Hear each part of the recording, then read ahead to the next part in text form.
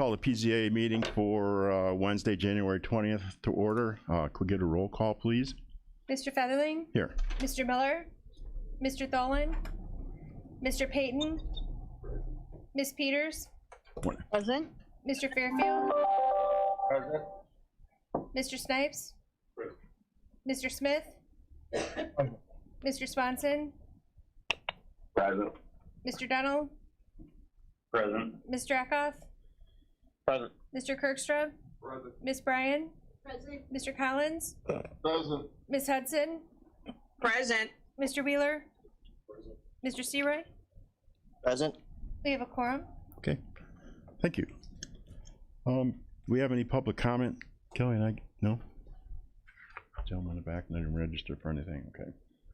Okay, we'll get the approval of minutes, and I'd like to combine that with the building report. So we'll get a motion to approve them both, and then we'll vote when Delbert's done. Get a first and a second to approve it, Mr. Kirkstra. Second by somebody on Zoom? Don't all jump at once. Okay, Mr. Snipes, second by Mr. Snipes. Okay.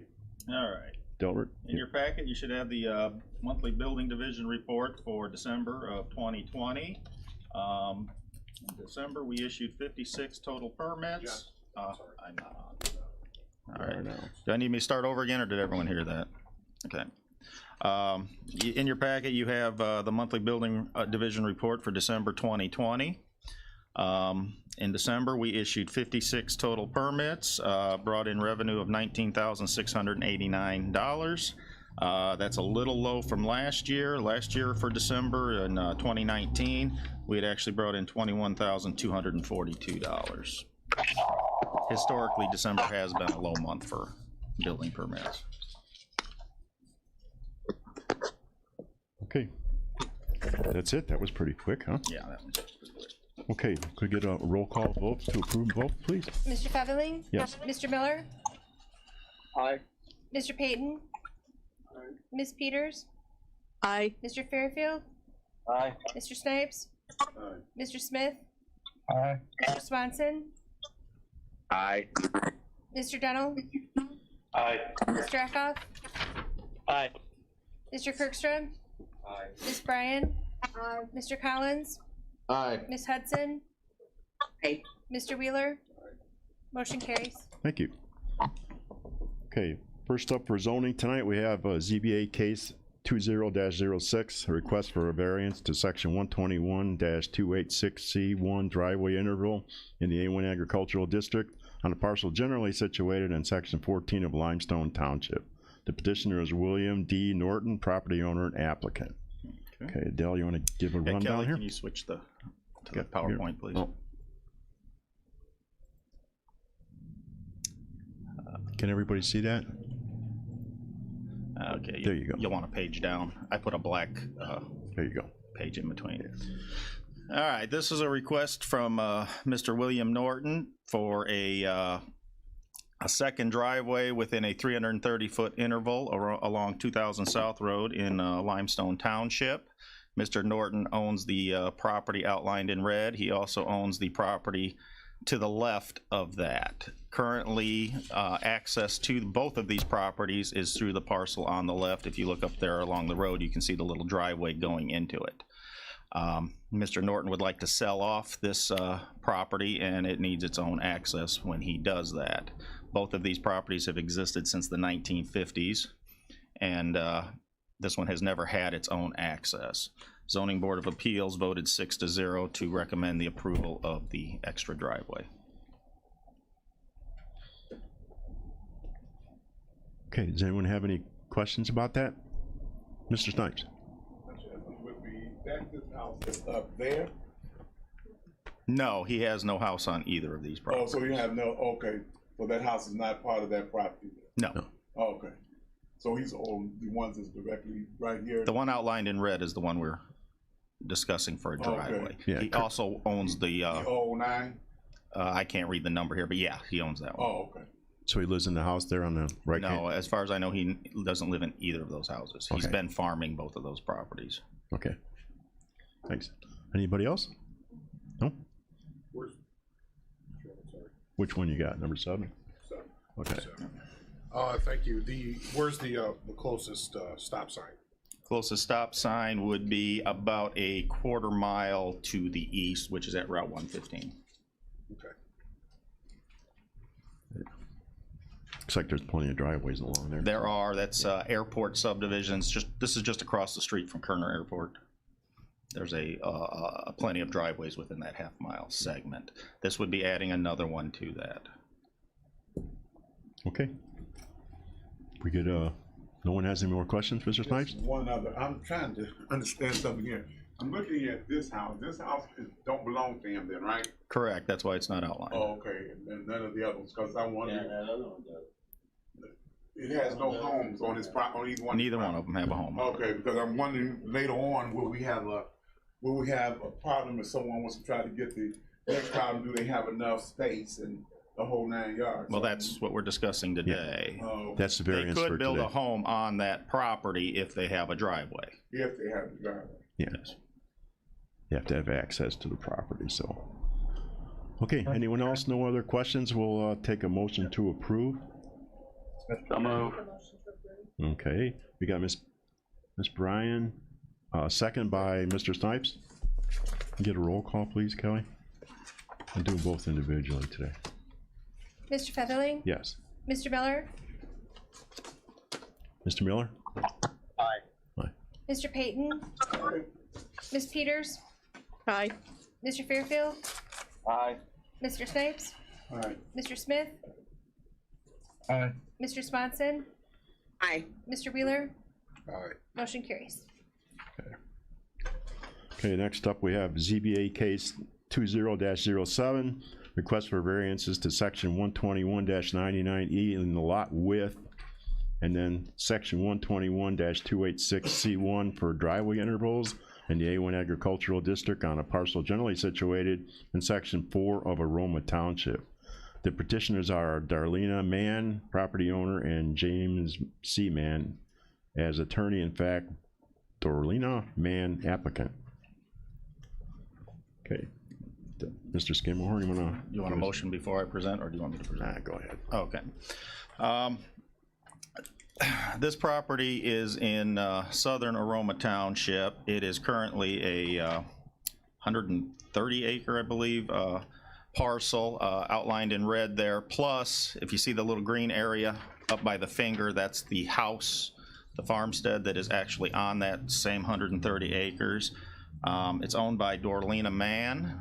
She is now in a nursing home and can no longer live in the house. In fact, I believe it's been a couple of years since that home has been occupied.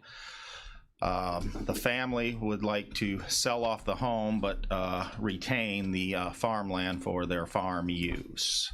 The home can be divided off using the farmstead exemption, and they came to our office to discuss that, and that's when we determined that while the farmstead exemption will be okay for dividing the house off and selling it, that only leaves the farmland with 221.94 feet of frontage, which is less than the 330 feet required, and adding another driveway so that they can access that farmland. It's currently being accessed through the driveway that is associated with the house, would add another driveway within the same 330 foot interval. For those of you not familiar with our zoning ordinance allows one driveway for every 330 feet of road frontage. This would be two within that same, well, actually three, because I believe the house has two itself, within that 330 foot interval. Zoning board heard this case and on January 11th and recommends the approval of both variances with a vote of 6-0. Okay, thank you, Dale. Anyone have any questions again? Mr. Kirkstra? Can we point out, or is there, I can't see the Can I color get you, screen. can I get you to hit the mic? Oh, I'm Yeah, sorry. yeah, there you I'm go. Sorry. Sorry. I'm trying to step back so I can't see because I'm having trouble determining. My point here, can you see? That house is really small. This is the entire parcel. So Correct. This is the house area. Currently, that is the entire parcel. The family would like to divide off this so that they can sell the house separate and keep the farmland. And keep the farmland. So you're saying that section in This- in what would be our in the upper right Right. would be the property that they're. Currently, they have all of this frontage, which is Correct. compliant with our ordinance, but when they divide this piece out, that leaves 220 feet, 221 feet of frontage for the farm parcel. Correct, okay. Everyone on Zoom get to see that? Not everybody can see that. Everybody on Zoom get to see that? Hello? Can you get a motion, John, and then I got a comment? Sure, we could do that. Okay, Mr. Second. Payton? Ms. Bryant, second? Okay, we get, comments now? Mr. Mr. Seroy? Chairman? Yes, Yes, thank you. This is in my district, and I support this zoning variance. good, thanks. I might add that that road is it dead ends to the west. It's a very Yes, sir. low Yeah. traffic road. There's 3 or 4 houses on it. Right. That's out there. Mr. Snipes? One of my questions was asked, was answered, say, was county board member. The other one was, there was no opposition as far as that was. No, absolutely no objections. Yeah, they all voted for it, yes. Okay. Okay, anyone else? Okay, anybody on Zoom have any questions? Kind of quiet over there today. Okay, we have a motion and a second. Can we get a roll call vote, please, Kelly? Mr. Featherling? Yes. Mr. Miller? Mr. Miller? Okay. Mr. Payton? Ms. Peters? Aye. Mr. Fairfield? Aye. Mr. Snipes? Aye. Mr. Smith? Aye. Mr. Swanson? Aye. Mr. Dennell? Aye. Mr. Eckhoff? Aye. Mr. Kirkstra? Aye. Ms. Bryan? Aye. Mr. Collins? Aye. Ms. Hudson? Aye. Mr. Wheeler? Aye. Motion carries. Why the?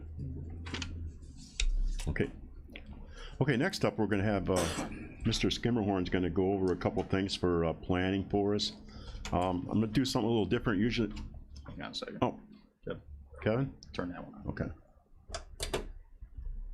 Can I ask everybody please to speak into the microphones? Yeah. And to not walk up to the TVs? I'm watching the stream. The public can't tell what you're doing at all. Okay. And the Zoom people can only see out that one camera, so they can only see you. So just please, make sure you speak into the microphone, just so the public can hear. All right. I know you're not aware of that. That's Yeah. why I came up, so you don't continue the meeting. Uh-oh, You I'm in just trouble didn't now. know. Okay, thank you, sir. Okay, as I said again, we're gonna do something a little different this time, is I'm gonna let you ask questions as we go, so we don't get all piled up at the end.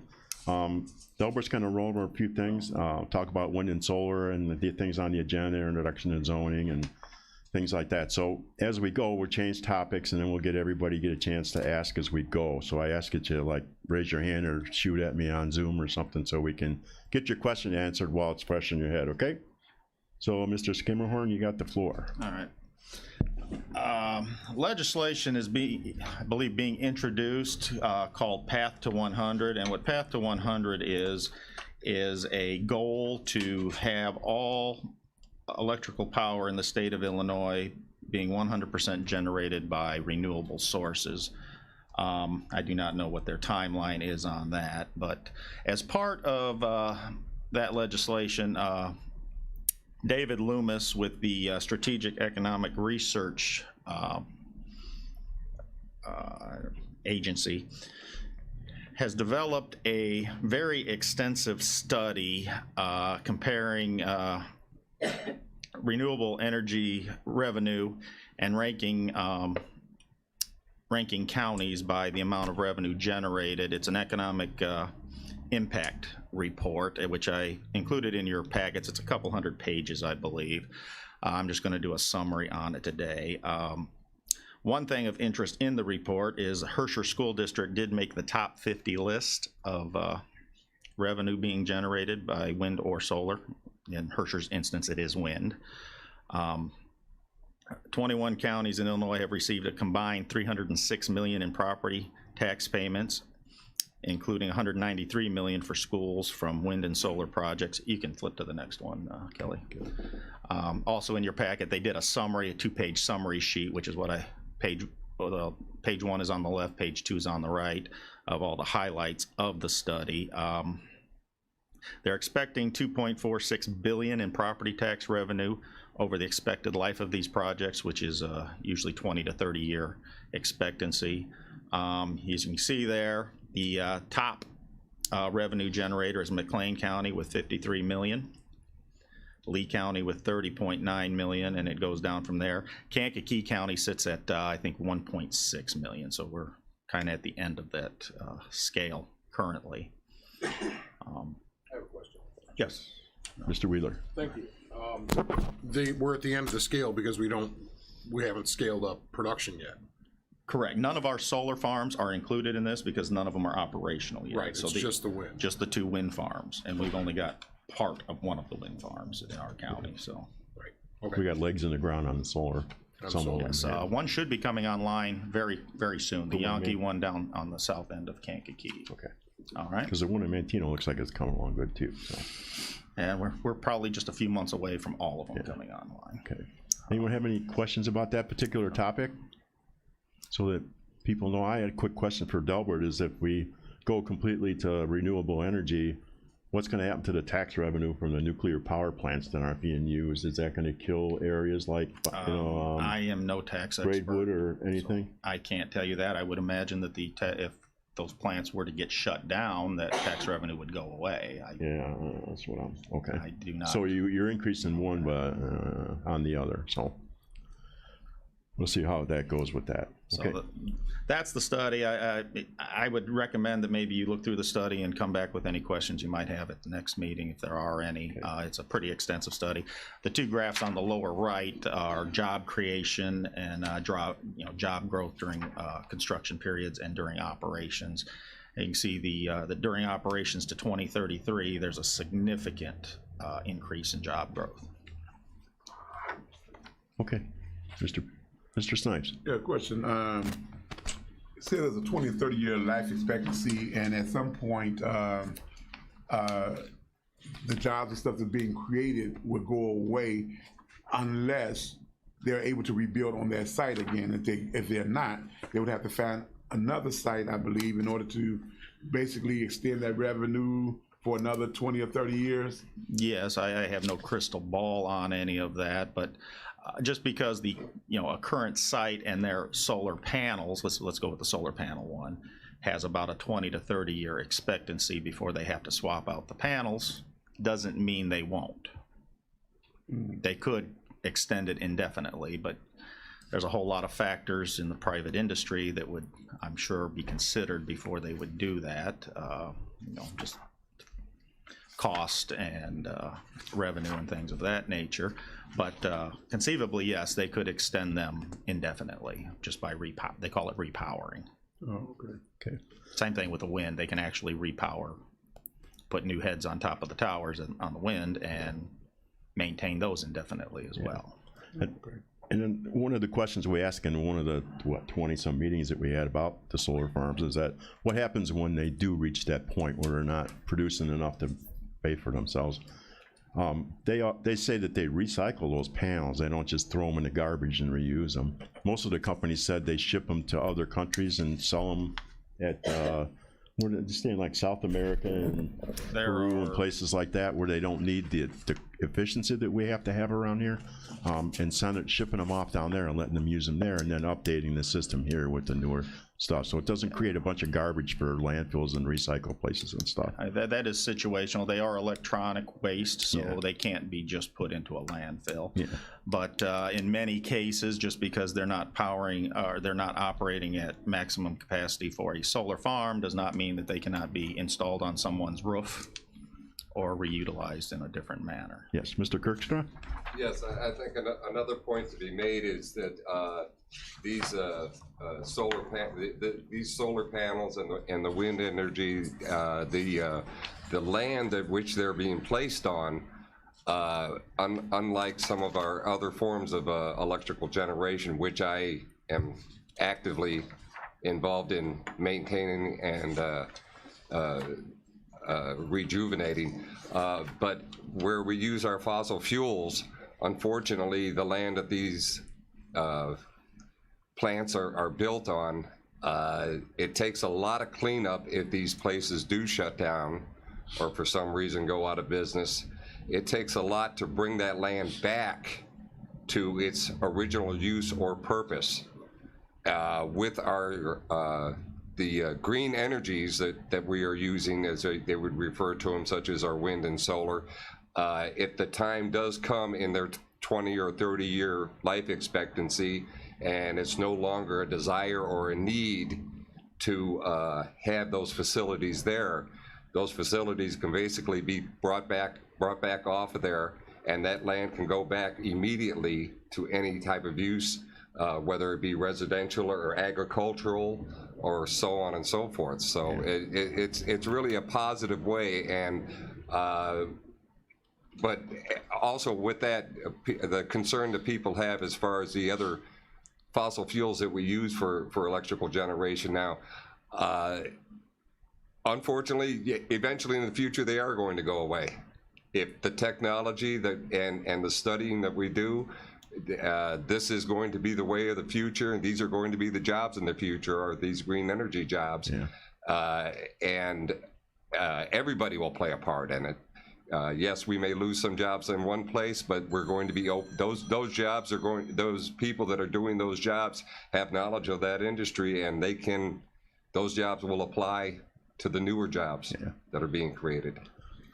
I also went and walked quite a few of the sites. It's not exactly the best farmland we have around the county that they're using for these particular facilities. So that's something to consider too. So it looks to me like they're building one in Manteno. Like they just pull those steel right out of the ground and grade it back down and do what they can, you know, farm-wise with it. So as far as solar farms go, it's actually beneficial to the ground because it'll sit fallow for 20 years and actually help the ground regenerate itself.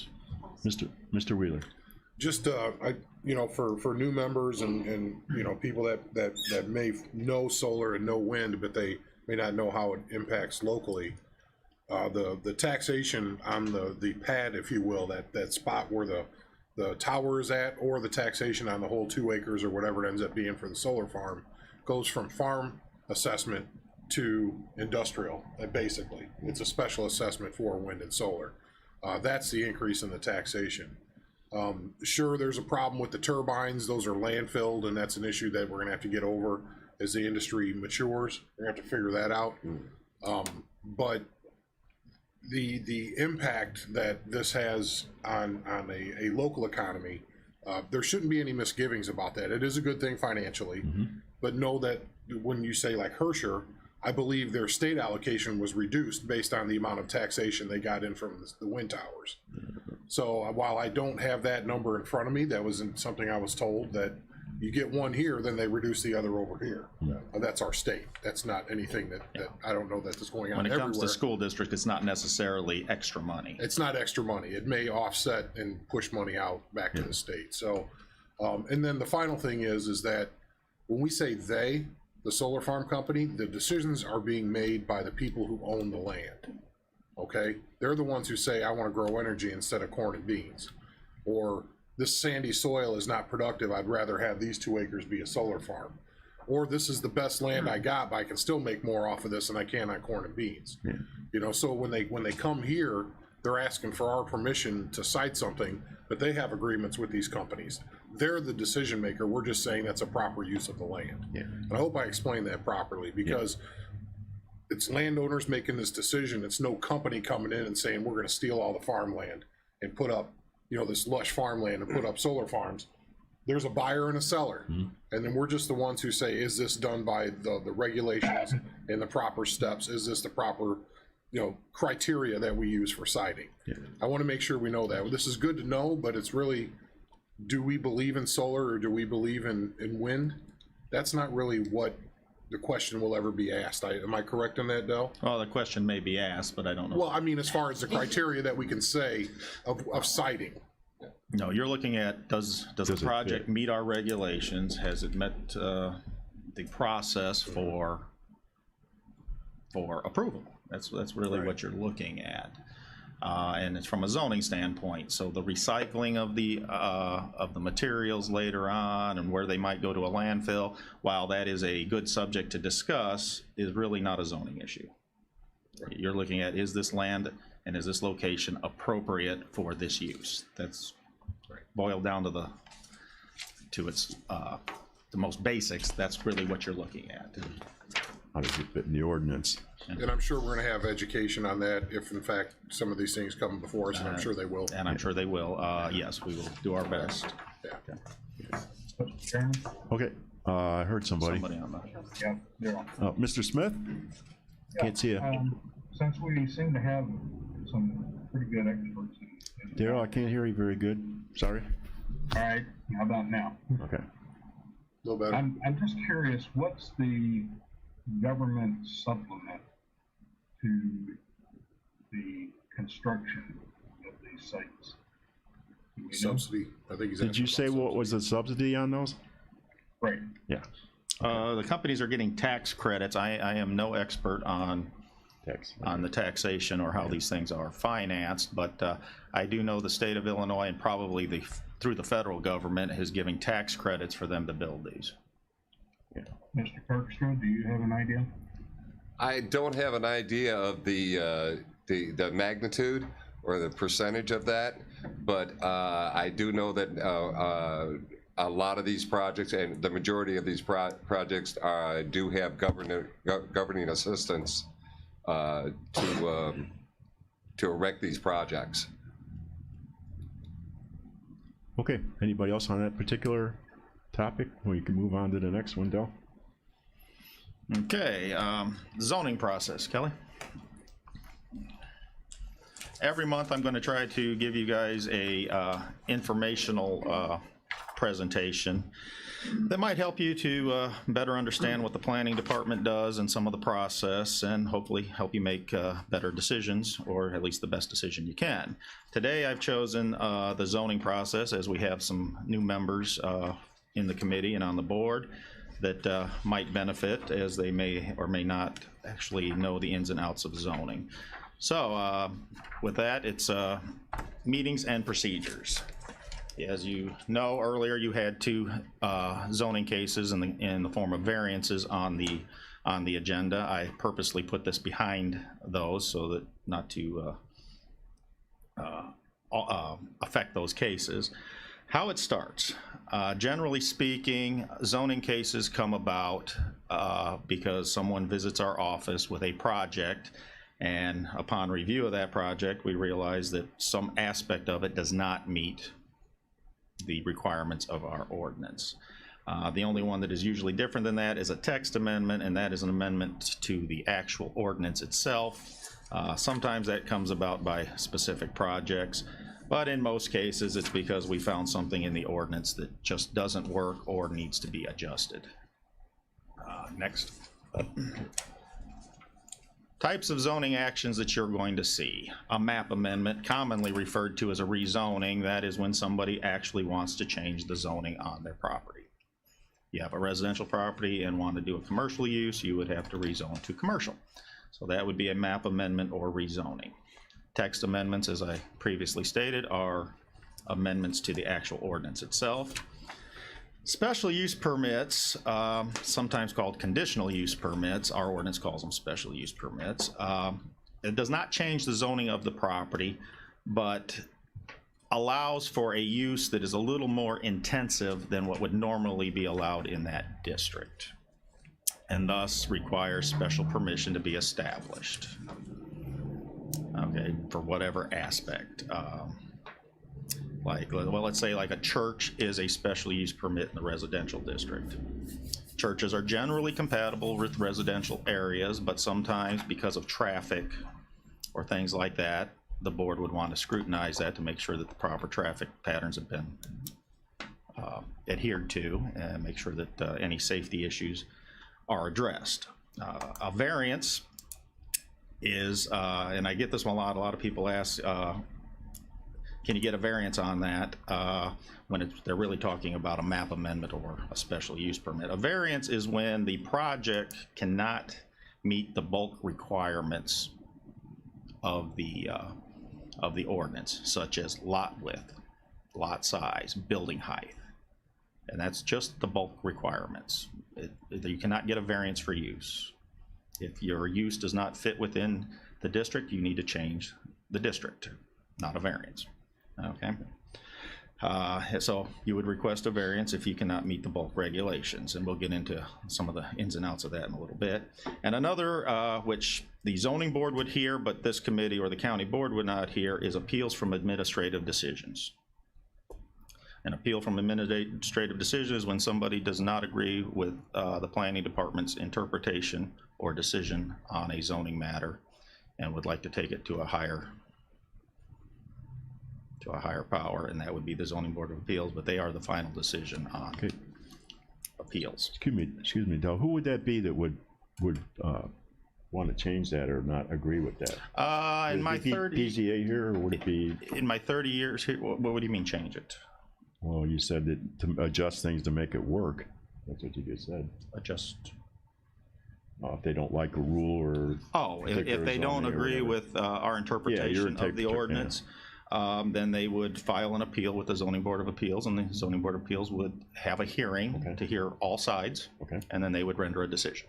Would they also go through findings then for each one of those? Yes, there would be a findings. Would it be the same ones they normally would use? No, it's only happened twice in my 30 years here. Okay. And generally speaking, they would come up with their own findings, because the findings for zoning cases don't necessarily meet the criteria for an appeal for a text amendment. Okay. Or administrative decision. So yeah, that's happened twice. Once was a interpretation on a piece of equipment at a junkyard as to whether that was a legal non-conforming use, and whether adding that equipment that was never there before to crush cars was an expansion of the legal non-conforming use. Okay. Mr. Wheeler has a question. Yeah, Mr. Wheeler. Thank you. So I can't. You're telling me that ZBA is the final arbitrator of, are we following what our ordinance says, or does there recourse to file a case in court? Well, for due process, you would go to the zoning board of appeals first and have your appeal there. Right. Okay, once you've exhausted that process and you're still not happy with it, then you have the courts. Okay. The courts would actually be the final say, I guess. Right. But as far as our process goes, ZBA. the ZBA, that would stop with the zoning board of appeals. Okay, Del, I kind of want to, you mentioned special use there for a second. And I want to make sure that everybody knows that special use is the only type of zoning where we can put certain restrictions on that piece of property. Yes. Like we can say you can be open from 8 to 5, or you can't park on the street. You got to pave the, driveway has to be paved. You have to supply parking. Just that type of thing. And each individual case requires different things to restriction. So that's something that usually is done at the ZBA. They usually throw it on. They're pretty good about getting it. Del explains it all to them. So that is correct. You're about 4 slides ahead of me, but yes, okay. that is correct. Yeah, well, you had mentioned special use. I want to make sure that everyone understands that it's a special use because we have special conditions that can be put onto it. Right, because they're asking for something special, the board has the ability to put special conditions on it to make sure it conforms. But on a regular zoning case, you're not allowed to do that. Full disclosure. Because it's called. Right, that is correct. It would be, in any other instance, it would be contract zoning, and that would be illegal. Yeah. Full disclosure, John used to be the chairman of the zoning board of appeals, so he knows quite a bit of this. And planned unit developments, which are technically by our ordinance a special use permit, but they are handled much, much differently. We have 2 planned unit developments in the county. One is the Diversitech campus, and the other one is the what's it called? It's the trailer park out in Essex, Lake Shannon trailer mobile home park. All of these actions follow a similar process, but there are some differences. Some other terms you may hear in this room include legal non-conforming. That is when a use was legally established and was legal at the time of its creation. Maybe it's been there before 1967 when our ordinance went into effect. So it's legally allowed to stay there, but it just doesn't conform with today's standards. So it's allowed to stay as is, where is, but when they start to make changes to it, if they want to expand on the building or expand the use, then they must come into compliance with the current ordinance. So we have a lot of legal non-conforming. Every time we make a text amendment, usually we're making something legal non-conforming. So So those just keep occurring, but you will hear that from time to time, that something is legal non-conforming, and that's what that is. Okay, Mr. Snipes got a question. Yeah, so in essence, they're grandfathered in until they decide they want to update the, That would be a the layman's premises. term. Layman's term would be grandfathered. Oh, We okay. call it legal non-conforming because it leaves out the grandmothers. So we call it legal non-conforming, yes. Oh, okay. Thank you. But often people refer to it as being Ms. grandfathered. Bryant? I'm trying to come up with an example of this. Would this be like a residential neighborhood where a young lady or gentleman wants to operate a beauty parlor in their home, and that would increase the traffic count? Would that be legal non-conforming because there's a commercial business in a residential area? Not the way you presented it. You can't establish a legal non-conforming. Oh, Okay. can you give me a better example, please? Yeah, let's say, and it happens. In fact, we just rezoned one out in Pembroke Township. Back in 1967, when we enacted our first zoning ordinance and map, they made an entire strip of ground along the county highway commercial, with no regards whatsoever to the actual structures or uses that were sitting there. So there's a lot of houses along that road that are zoned commercial. You're not allowed to have a house in the commercial district. So all of those houses, because they were existing, are legal non-conforming. I see. But so that limits what they can do to those houses. They can certainly use those houses as houses till they fall down, but they can't expand. You wanted to add an addition to that house? Can't do it. That's an expansion of a legal non-conforming use. So what we did in the last one is we rezoned that parcel to residential so that they could do what they wanted. And it made sense with our plan because in 1967, maybe it made sense to make that commercial. It no longer today makes sense for that area to be commercial. Okay. Okay. Okay. So Thank you. that's a good example of a legal non-conforming. You cannot establish. Mr. We Crooks, can are you establish good? a legal non-conforming by a text amendment, but you as a property owner cannot establish a legal non-conforming. Anybody Okay. on Zoom want to ask a question? No questions from anybody on Zoom? Okay. Okay. Another term you might hear is spot zoning. That occurs when a map amendment or rezoning is approved solely for the benefit of the owner of the property and with no regard to the county's plans or the surrounding area. Most people think spot zoning as a small little parcel. There's no size limitation, and you could have a 60-acre spot zoning. Basically what that is let's say I own 60 acres out in the middle of Rockville Township, which is all agriculture. But for some reason, I want to establish a commercial business there. Our county plan says that should be agriculture, not commercial. But they come to us wanting to rezone that property to commercial. That would be spot zoning. It doesn't meet our plan, and it doesn't fit into the area around it. Okay. Those should be avoided. Okay, Mr. Wheeler. Okay. now- Special use permits I got are you. not spot zoning. So, in the case of the Pembroke Township that you described, is that spot zoning? Should we have looked at changing that whole strip from commercial to residential? I'm not being critical of what you did, but if we were, or do we not have an updated comprehensive plan that lists that as residential? Our comprehensive plan merely shows that area as, I can look at it right now, as for urban development. So houses, residential, could be urban development. Okay. In fact, I think there is a sub-portion of the plan that speaks of, and it's not spot zoning because of this, we have an overabundance of residential and commercial zoning in that particular township. For whatever reason, in 1967, they made almost the entire township either residential or commercial. I don't know what big dreams they had at that time, but it never occurred. 50 years later, it still hasn't occurred. Okay. So our plan did address that and said, at every opportunity, we should downzone that to something more appropriate. We don't have to. So it's not spot zoning. We are following our plan. Okay. Could we have done the entire strip? Certainly, but that would have required the cooperation of every property owner. It was much easier just to do them one at a time Okay. Fair enough. as they come in. Because some of them might like it to be commercial. Maybe they have some dreams of some type of business there. increases the value of the property also. It might. Yes. Zoning really has little or no effect on value necessarily, but yes, I imagine a commercial property might be worth a little bit more than a residential property. A lot more, actually. So that's spot zoning. Any more questions on that? Any questions on spot zoning at all? We're going to quiz you at the end of the And I've already, class. oh yes, written test. Written test. And I already addressed this one. Sometimes special use permits, you may hear somebody call them a conditional use permit. Same thing, it just depends on how the ordinance is written. Yeah. Okay. Map amendments. There are 10 zoning districts in the county's zoning ordinance, and they're listed out there. There's 2 agricultural districts. There are 4 residential districts, a public lands district, 2 commercial districts, and 2 industrial districts. Each one of these districts has a list of permitted uses associated with it. If your use is not on that list, you cannot do that use in that district and must rezone to a district that does have it in there.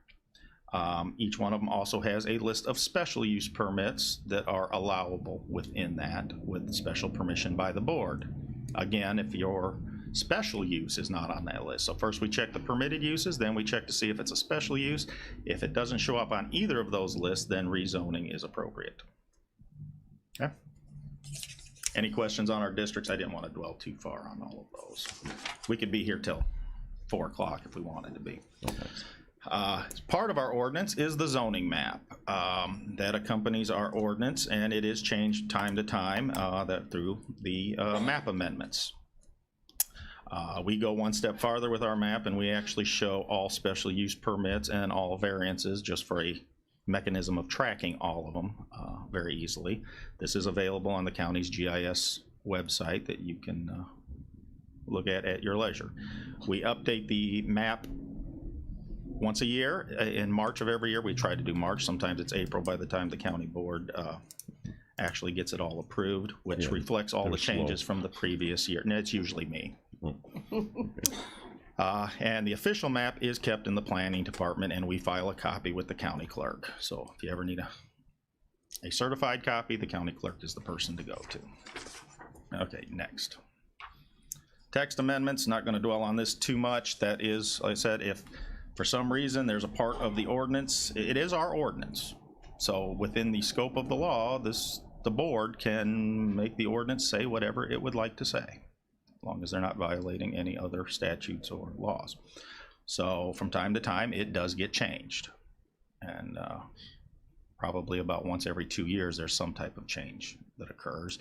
Last comprehensive change was 1996, where it was there was a multitude of changes. Okay, next. Any questions on that? Any questions on? No? Okay. Okay, Bill. All right, and this just goes down when the ordinance was first established in 1967. The last major update was 1996, and I think I've already covered most of that. Okay, next. I kind of covered this one too. Special use permits. Every district, each of the 10 districts has a list of special use permits that are associated with it. Like I said, if it's not on that list, you cannot do it in that district. You cannot just add a special, just because if it's not allowed in the district, it's not just automatically a special use permit in that district. I get that question quite a bit. Well, can't we just get a special use for it? No, it has to be on that list. Okay, variances. Variances, I want to spend a few minutes on variances because that's, yes. I don't want to interrupt you, but if anyone has questions about what's on the list under each zoning topic, you can go on the zoning board website and you can read that, and you can see the lists that are allowed in those particular districts. So if something's coming in and you're questioning, you don't know for sure if it's on there, you can go on the zoning ordinance and you can look and see exactly what's on there. I just want to There's ask a lot that of question. So. Commercial district has 150 permitted uses. Yeah. Sorry, Don. And it's a little outdated because it doesn't necessarily take into account some more modern things such as internet sales and stuff like that. It's still mail order sales places and things. But there's also an out in there that says or similar use. So we also compare, is it similar to something that's already there as well. Variances. As I said earlier, variances are basically special permission to not follow the ordinance. I cannot meet the ordinance for whatever reason, as you seen to today. They could not physically meet the ordinance, so they're asking for special permission not to meet the ordinance. That permission comes with it is that they need to justify that need. And that's called a hardship. They have to prove their hardship. If they cannot prove their hardship of why they can't do it, then the variance should be denied. If there's a way for them to achieve their goal and have their project and still meet the law, the ordinance, then they need to go that route, even though it might cost them more money or it may not be as ideal as they would like. We had one that was denied out in Janier Township. A man he had 5 acres and wanted to put a pole barn in front of his house. Okay? We do not allow accessory structures in front of the principal structures unless you're a farm, because farms do not have to follow our ordinance necessarily. So, and he had 4 acres of the property, 3.5 acres of it was behind the house. He didn't want to build the extra length of driveway to get back to the pole barn because it would have cost him more money, and that was denied because there was no hardship there. Could he build it and meet the ordinance? Yes, he could. So one thing when it comes to variances, you would really want to be looking at hardship. Is there a way for them to do this without granting the variance? Because if there is, you should not grant the variance. Okay. Anybody have any questions on that? Anybody on Zoom have any questions? Hello? Nope. Okay. Okay, Del. We're good. And we've already covered appeals from administrative decisions. Okay. Like I said, that's only happened twice in my recollections. Zoning action process. The applicant applies for the zoning action. Me and my staff have 5 days to review the application to make sure it's complete. We are not looking for any particular accuracy, just that make sure that all boxes have been filled out properly and that they have all the adjoining property owners and things like that. Then we schedule the public hearing. I generate a staff report on what the county's opinions are on the case as it relates to what the ordinance says. Not my personal opinions, not in any way, shape, or form to try to sway any type of decision, just what the ordinance and what the facts of the case are as we see them by the application. It's just a guide for the board. 15 days prior to that public hearing, a notice is put in the newspaper, and notice to adjoining property owners are sent out by certified mail. By law, all surrounding property owners must be notified, and we must, for those that are not surrounding property owners, that's what the notice in the newspaper is for. Okay. Then, because of a little bit of a glitch in our rules of procedure, which I still need to get changed, 7 days prior, we send out those notices again. Okay. So every surrounding property owner gets noticed twice. Then the Zoning Board of Appeals holds their public hearing, and the case is recorded by a court reporter, so there's always a transcript of the zoning case, and whatever recommendation, they are, in most cases, they're only making a recommendation, not a decision. There are a few times, such as the appeals process and variances of less than 10%, where they are the final decision maker. Other than that, they just make a recommendation to the board based on the findings of fact as to what they see the outcome should be. Recommend to approve, recommend to deny. Ultimately, and then that goes to this committee, Planning and Zoning Committee, and then you have the option of either agreeing with the Zoning Board of Appeals, disagreeing with the Zoning Board of Appeals. Now, if you disagree with them, you have a couple of options there. You can either write your own findings of fact that are in contrary to what the zoning board came up with, or you can send it back to the zoning board for more deliberation if you don't feel that they gathered as much information as they should have. Assuming that it goes through planning and zoning okay, then it would go on to the full county board for the final decision. Full county board also has the option of agreeing or disagreeing or sending it back. Any questions on that process? Anybody? Anybody on Zoom? No? Okay. Okay, Del. No questions on that. Yeah. The application, I'm just going to touch on a few points here. We have to make sure it's got the proper signatures, owner's names, applicant's name, proper property information, proper legal description. These are all fatal flaws that could cause a case to be thrown out if those things are not correct. And each applicant is required to give us their own version of the findings of fact of how they feel their project meets the findings. So that's always the starting point for the Zoning Board of Appeals, is those findings. Yep. I have a question. Huh? Yes. Could you explain to everybody what the findings of fact are so that they all understand what that I believe is? that's coming up. That word, okay, sorry. Yes, actually. Those three words slides? come up a lot. Three more so, slides. Okay. Okay. I'll wait till the end. I've got it in somewhat of an order. We could Okay. be all over the place. I don't have it, In fact, we'll probably skip the next two. It's the public hearing process, which is really more important to the zoning board than to this. But basically, at the public hearing process, the applicant has the opportunity to present their case with all of their evidence and all of their reasons, and then anybody who objects or anyone from the public has the right to speak and have their voice heard as well, and they can certainly submit their own evidence that would that they believe is contrary to the applicant's evidence. And the zoning board they sit there like the judge and jury and weigh all of that evidence and decide which is correct. Okay. And actually, that's the third one. I said then they make a recommendation. If you go down to why create findings. Findings of fact are the basis by which the zoning board and all of the subsequent committees and boards, so the PZA committee and the county board, justify their recommendations. You cannot just say, I approve it because I like it, because I feel it's great. You need to, it's the justification of why you're approving it or why you're denying it. That's what findings of fact are. You're listing out the evidence as you heard it and why you feel that that evidence supports an approval or a denial, whichever direction you want to go.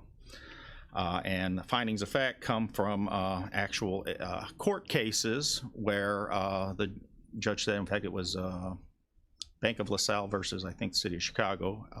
That's why they're called, also referred to as LaSalle factors. That the judge established that you can't be arbitrary in your decisions when it comes to zoning, and that you must base it on facts, and they actually came up with a list of 6 facts that would be appropriate. Those have since been expanded and tweaked. That was back in 1968, I think, or something like that. So they've come a long way, but the courts have said that you can't be arbitrary. You must have justification, and you must base your decision on the facts presented.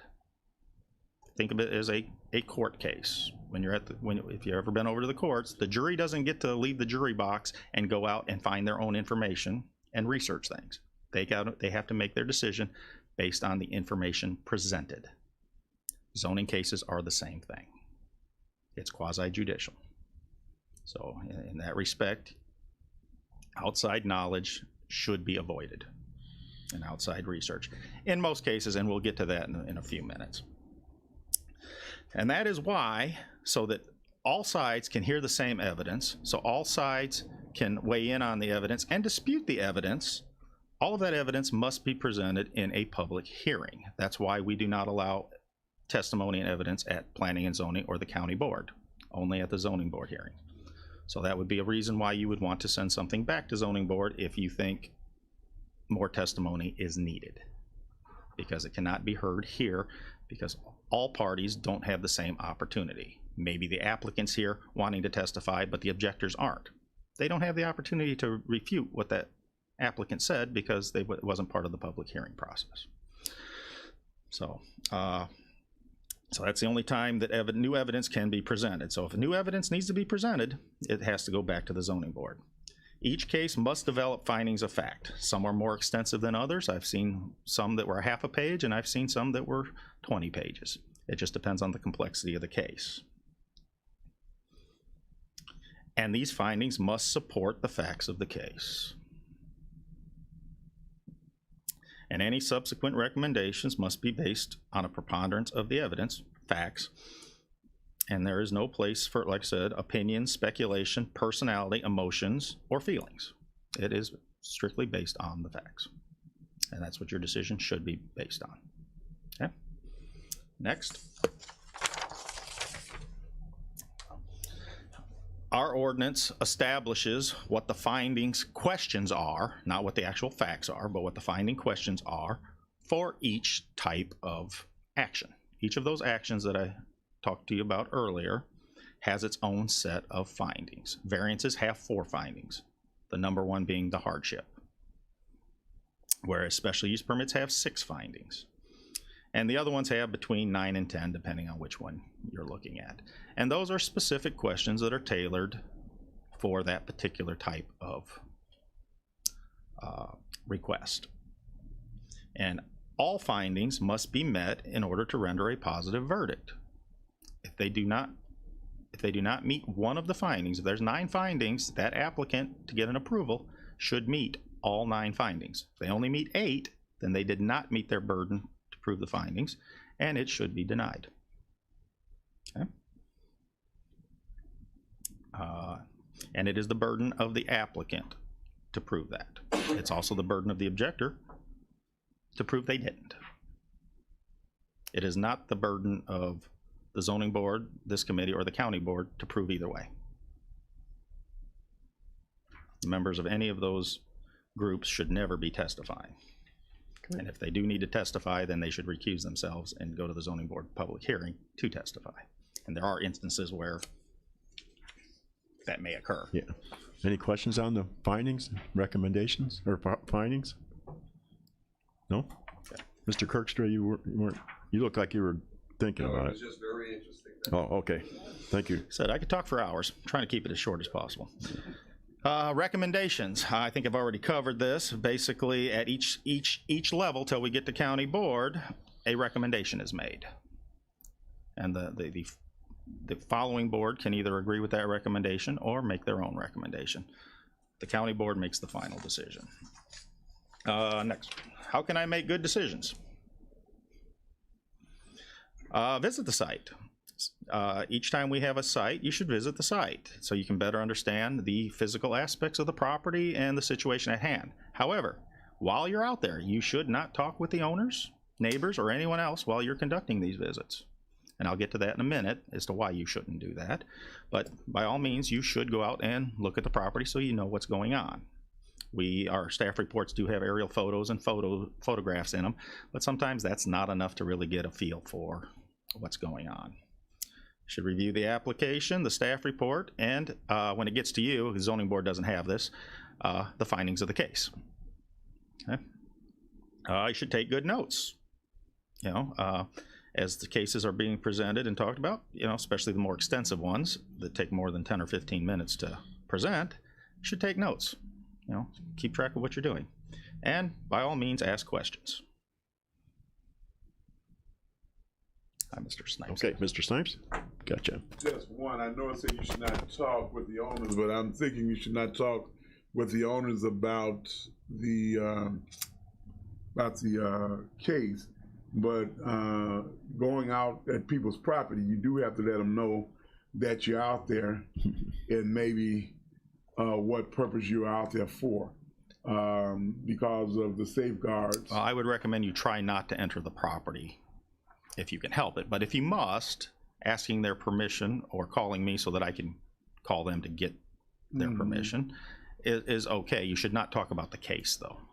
Right. But I'm just saying, if I'm driving past that's the property, a slippery slope. Right. They see a strange vehicle, they might have some concerns. Here's the thing. If I've been chased a few times. If there's an objector to the case and they see you standing in their front yard talking to the owner of the property, they're going to immediately think that there's something nefarious going on.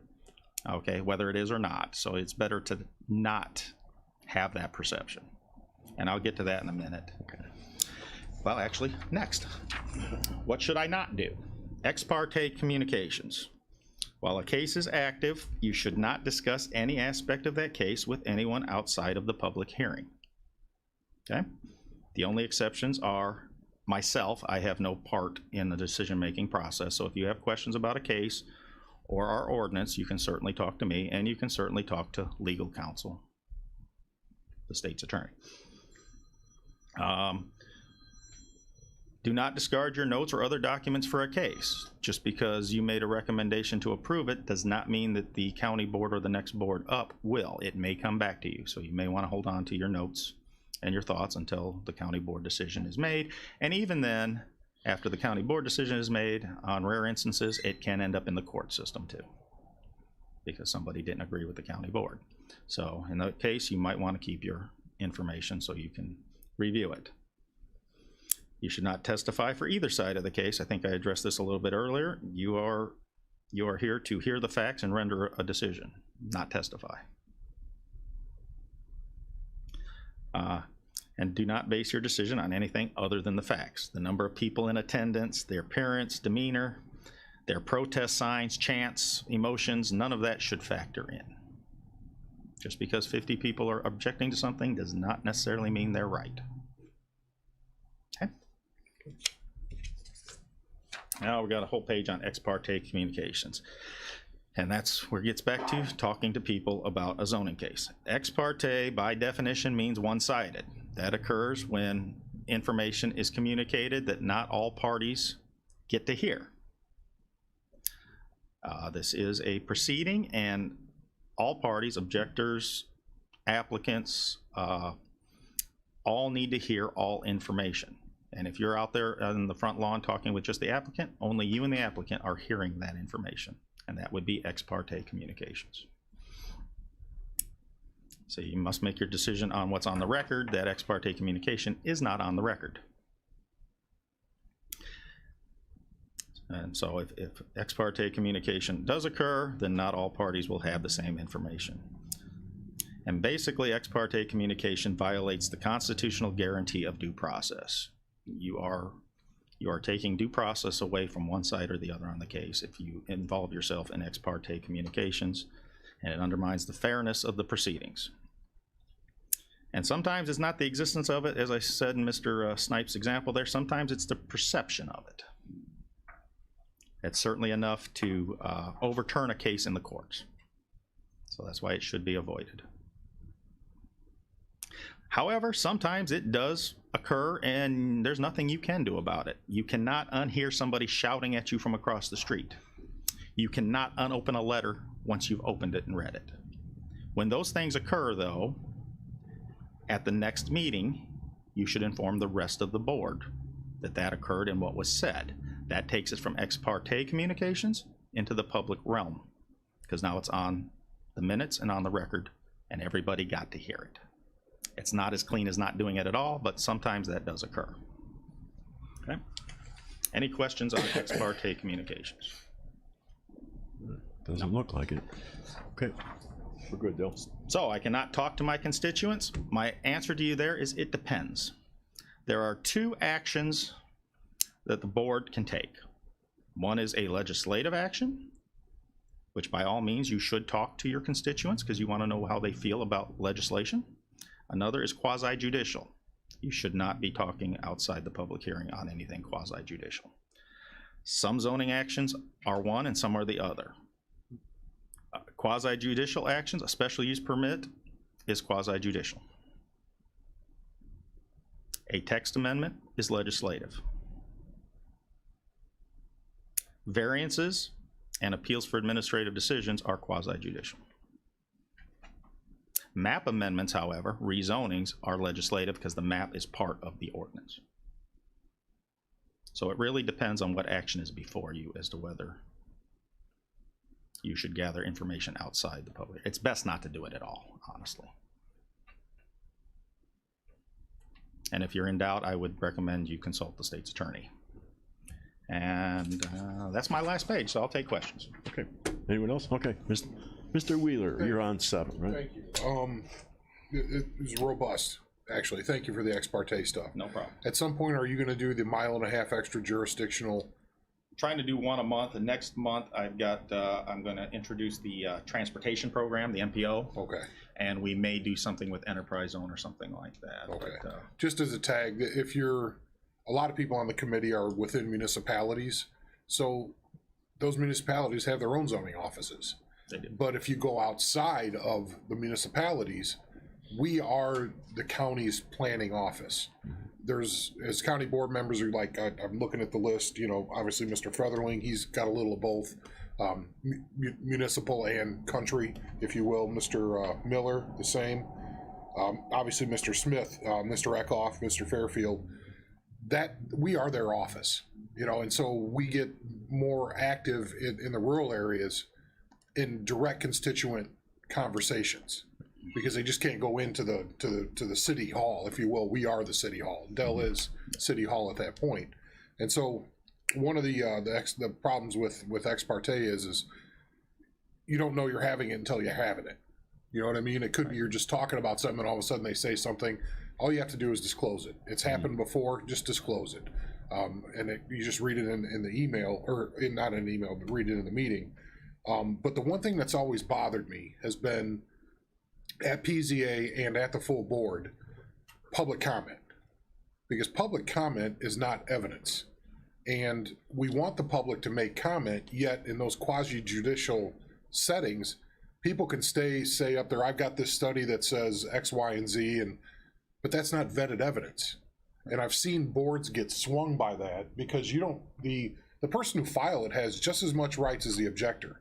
So when you can't ask questions in public comment, you see how that's a real problem. It can sway a board emotionally on the day of it. So I would say be careful, because those types of things either can end up in court. Your yes vote can be turned into a no vote because you talked to somebody, something that you may or may not have thought should have passed. You voted no, well then it gets reversed because there was ex parte communications, or your decision wasn't based on the manifest weight of the evidence. Is that probably Yes, do you have that same concern? We are required to have public comment. Right. There's nothing we can do about that. I hope that the board would understand that that is exactly what it is, though, that it is public comment and should be scrutinized as to its accuracy and truthfulness, because it doesn't have to be, because it's not vetted. One thing you do, I did skip over on the public hearing process. Every person must be sworn in. Yeah. Just like a court. So they are swearing that what they're saying is the truth and nothing but the truth. Mm-hmm. And they could be held for perjury if they don't. Okay. Public comment doesn't have those same rules. Various counties handle it differently. Some put their public comment at the end of the meeting so that it doesn't sway any decision of that on that day. That's one reason I did my zoning presentation at the end of this meeting instead of before the zoning cases, because I didn't want anything to sway your decisions on those two zoning cases. So that's a slippery slope, but we must have public comment. So it's really up to the board to understand that it is just public comment. And public comment, anybody can say anything they would like to during their allotted time. It doesn't have to be true.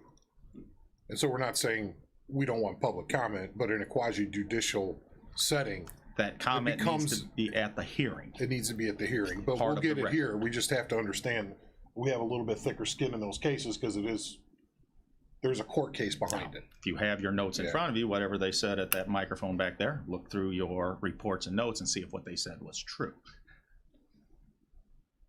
And if it wasn't, or if they brought up something new, maybe that's grounds to send it back to zoning board because it's a new issue that wasn't addressed. That's up to the board to decide which direction they would like to go on that, depending on the situation.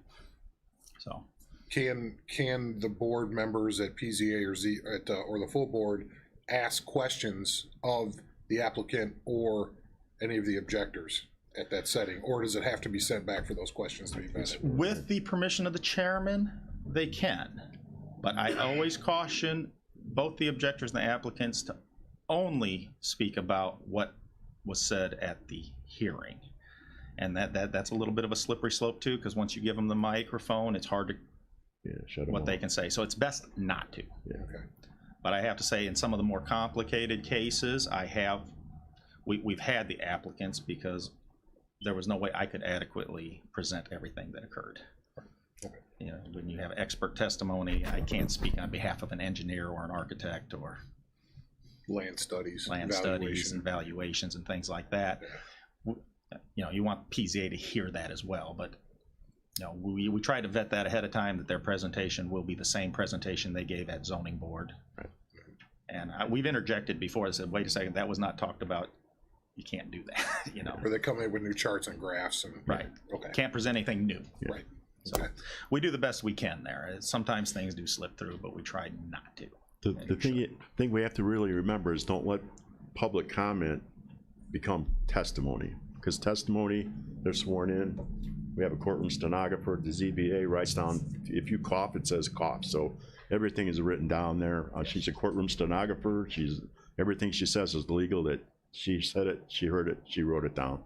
So if somebody says something in the back of the room there, it might not necessarily be on, you know, testimony. It's just hearsay or whatever their opinion is. And another reason we want to build that record, because very often times when it gets to the courts, the judge at the courts is only making their decision only on that record.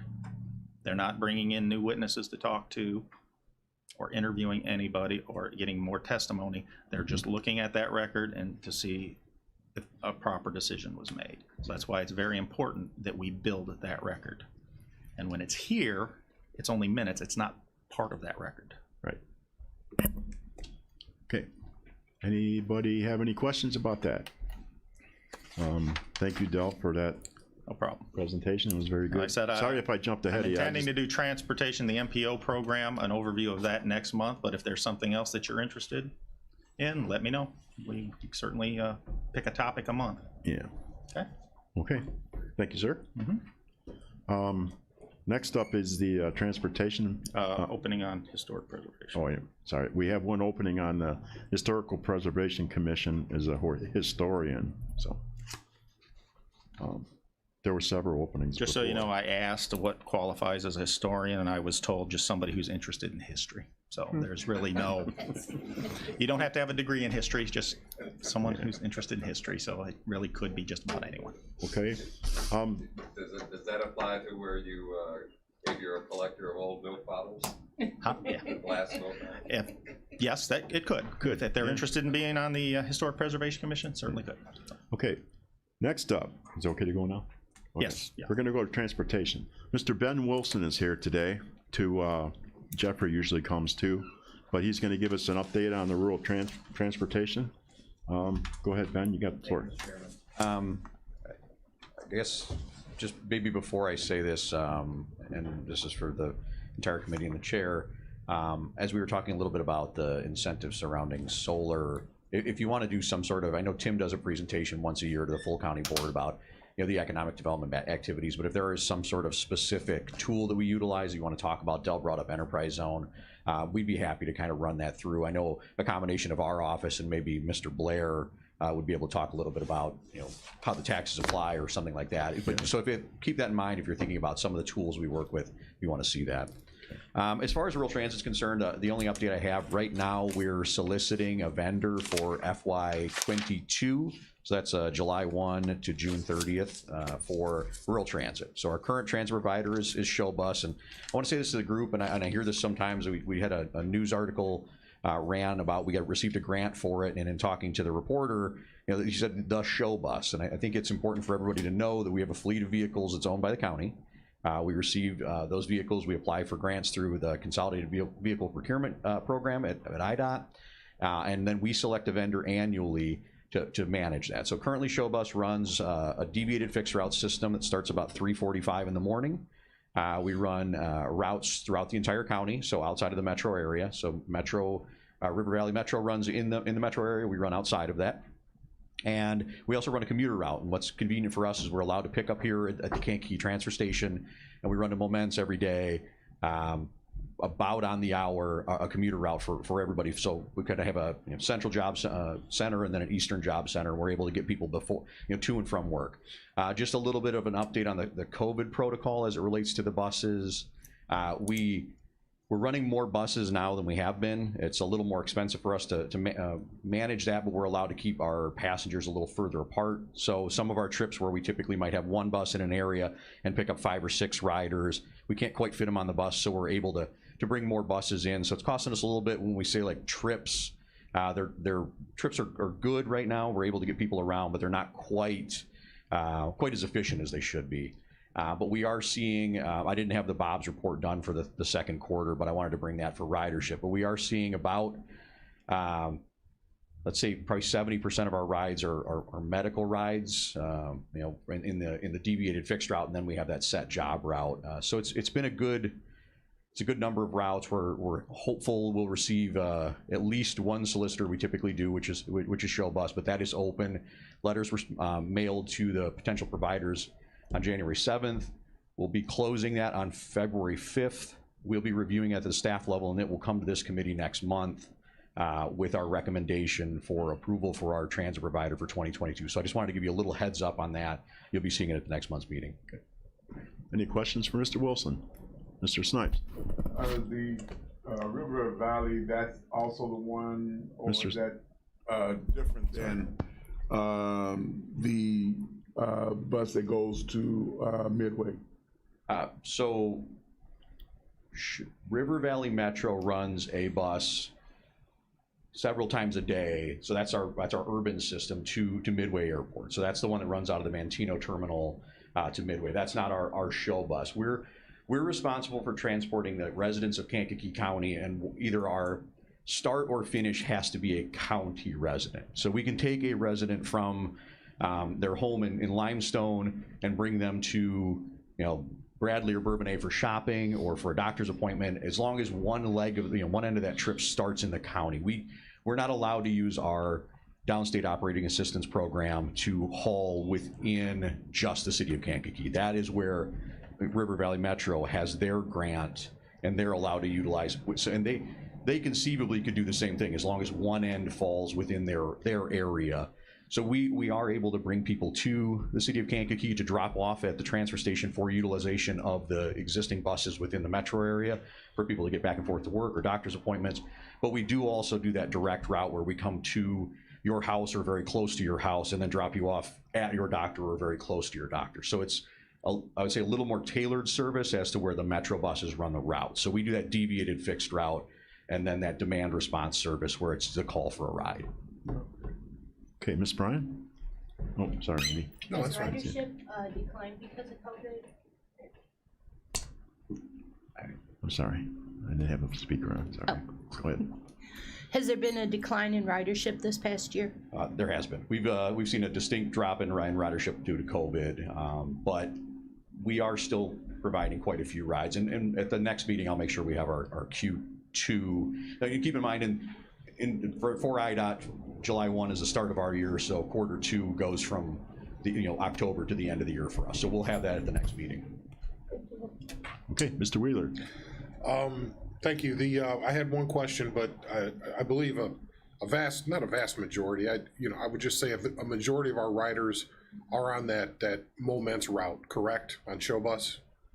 Is that an accurate statement? Yeah. To be, because they live in usually the Kankakee area and they're working in Moments at those facilities in Moments. So that's why I wanted to mention if those places are kind of on limited capacity because of COVID, that might be a good indicator of or a good impact of what has happened, on our ridership. The one question I had was, and it's in my new neighborhood, had an elderly woman ask me, she was getting River Valley Metro to do the point-to-point service, but through, I'm not being critical of them, she said there was for her doctor's appointments, there was a 2.5 hour wait for them to come back after the appointment. What's the nature of our point-to-point service? Do they have the same kind of waits, if you will? Or do they come back, say, I need you back here at 1:30? Will they be back there at 1:30? Or is there a window? They receive windows, and I mean, again, it's about how many riders are riding in that particular day, to where, sometimes you say, like, I've got somebody I got to pick up in Limestone and take them to Bradley, and then I know that there's somebody in Bradley that needs a ride 20 minutes later. So this idea that you might have to wait with the bus to pick up the second rider in order to make that trip back, in order to just kind of keep the efficiency there. But I will say that Show Bus does a very good job of making sure that people aren't just riding around on the bus or waiting hours in between their rides, so they can get. It's not taxi service though. So keep in mind, it's a public transit trip, so anybody can ride it and anybody can call for it. We try and make it so it's convenient for the riders, but there are some times where there's that wait for them. Okay. It just seems like the rule instead of the exception on the other side of things. It always is that. The last thing is the mention of Show Bus on the side of the bus. I've said this over and over again. I've talked with Laura from Show Bus, if you will. Kankakee County Rural Transit sounds a lot better to me because it is the county that's doing this. People don't realize that. I don't mind if Show Bus is on there, but I think we should talk about if there is a cost to rebrand these buses. The time is now, unless there's a reason we can't do that because of the DOPE grant.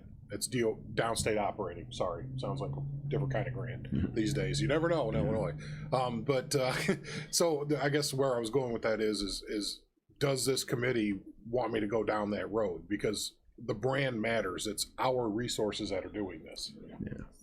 And sure, people want to see Show Bus because, oh yeah, that's the Show Bus. That can be on the back. The side of it should say Kankakee County on it with our logo. Is that something that can be required at the next contract time, Mr. Wilson? So I got kind of a couple angles on this, but we can, for any new vehicles that we receive in, we can talk about the branding, and I know we've talked with the chairman about that a little bit. And we actually have our, it's very timely. We have a meeting with Laura from Show Bus. Jeff and I do every month. We call it the PCOM meeting.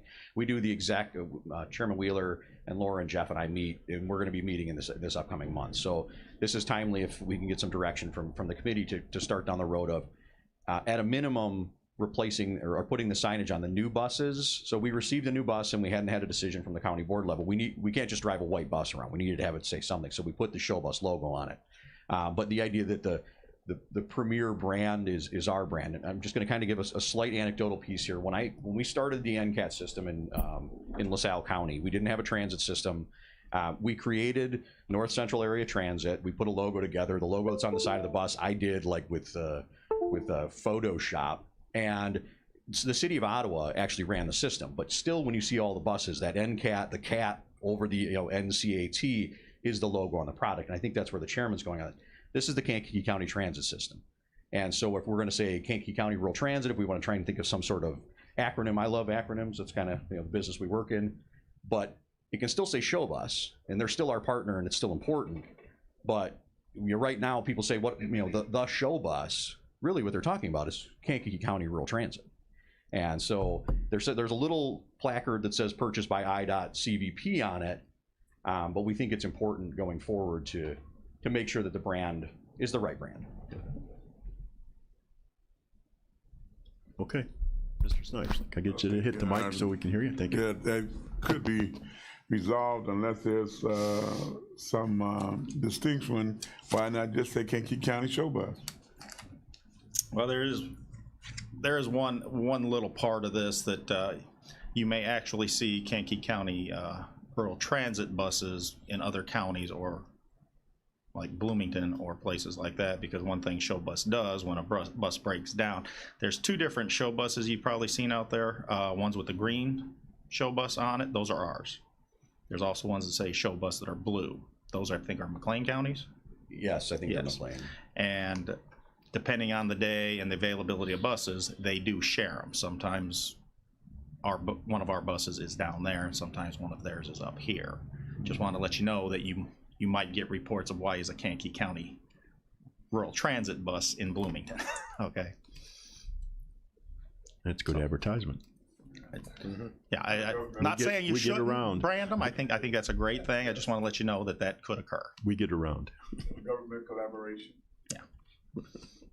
There you go. I have a question. Okay, Mr. Payton? What time is the bus that comes through Summer Repairs to Moments? What's the last bus that runs? I think we run 3:45 to 6 p. But I can confirm that for you.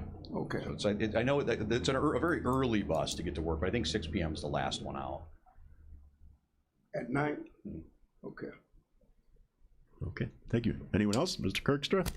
Yes, and well, two things, but actually going back to what Mr. Payton was asking, availability of scheduling to the public. Where can they access that information or receive that information? In our rural areas? So yeah, they have to call the Show Bus number. They have to call it. It's on the side of the bus as far as scheduling is concerned. I was going to pull up to see if I could get the point to point. The last bus out. There is no like schedule except for no, there are schedules. It's a fixed route. So the phone number is 1-800-525. 24. And then you can also get demand response. And just another comment. I would have to say, as far as visibility of exactly the service that the buses are providing, that it is for Kankakee County or to benefit Kankakee County, because I myself and many others, even though we are in a more residential area and municipality and have seen the River Valley Metro, we have seen quite a few of the show buses, just simply show buses. And I've been looking for years to find out what show they're putting on, because just it may interest me, I don't know, but had no idea that is exactly what that bus was meant for. Yeah, and part of this activity of bringing this to the committee and talking in front of the full board is just really to make the residents aware that this is available. Sam, it's 5 p.m. is the last ride for the commuter route, so 4A to 5P. But yeah, it's about letting people know that, and there's always been a stigma surrounding public transportation. You don't have to be going to the doctor. You don't have to not own a car. You don't have to do anything. You can just ride the bus. I take the River Valley bus from here to when I get my oil changed. I just hop on the bus to go pick my car up, and it's more because I'm in this business. The dealership will come get me, but I can at my leisure walk down and hop on a bus and ride wherever I need to go within the system. Yeah. But yeah, anybody can ride it for any reason that they want, and a lot of our riders are riding it to get to work, and that's a good sign. Mm-hmm. Okay, thanks. Anything else from Mr. Wilson? No. Anybody on Zoom? Okay, thank you, Mr. Wilson. Kankakee County, we get around. Okay, next up is old business. Do we have anything under old business? Kelly, anything? No? No? Okay, anything under new business, Tal? I do not. Okay. Motion to adjourn? I make Mr. Kirkström first, second Mrs. Bryant. Right? I had to. All in favor say aye. Aye. Thank you all for coming.